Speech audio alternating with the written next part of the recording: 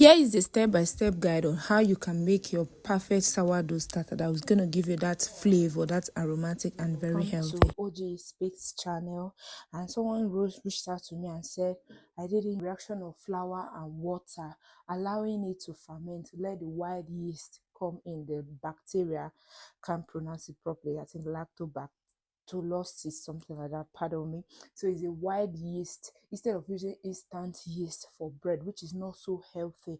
And on this channel we are exploring all the principles to health, a more healthy life, healthier life. So if you are saying me, that shows you're healthy. So we want to be more healthier and fit.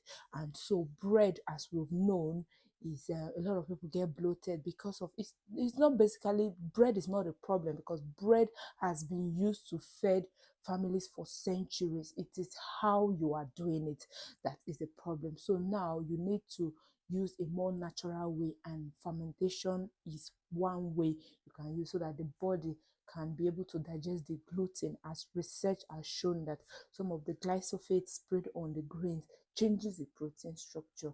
And this instant yeast and preservative bread just use 4 ingredients, which is the flour, water, your wild yeast, and a bit of salt. That is the 4 key ingredients for making bread.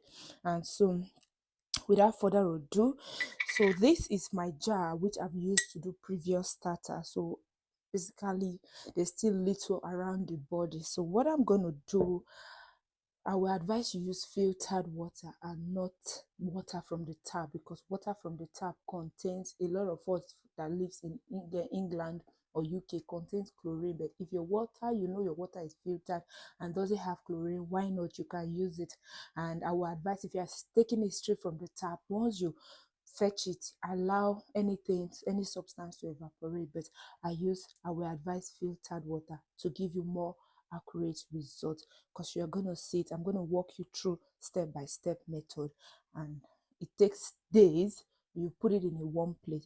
So now we are going to begin by adding water to this. So, and stir up what is there.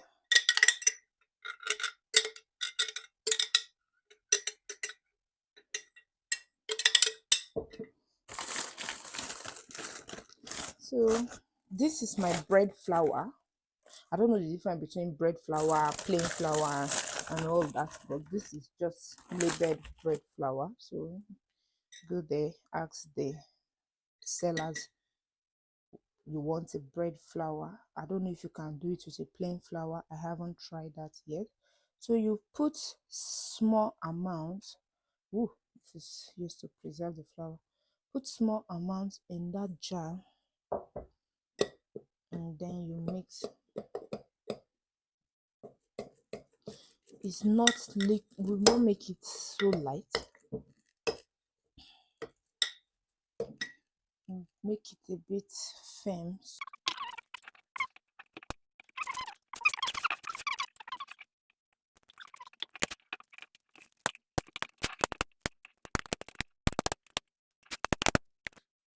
So this is what you've got.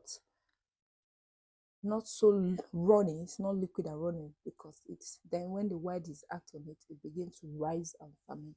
So I'm going to put a rubber band at the level where it is, so that I can measure the rise and show you the rise of it. So this is where my flour is this morning, and then I will leave this at my kitchen counter worktop, because it's a bit warm when I'm cooking and all that.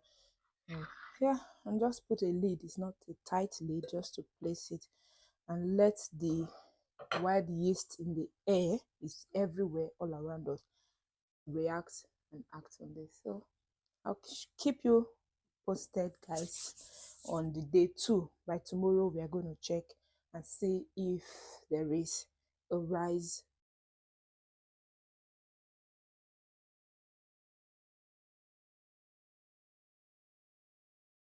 This is ready to be used for your sourdough or sourdough pizza. Thank you for watching.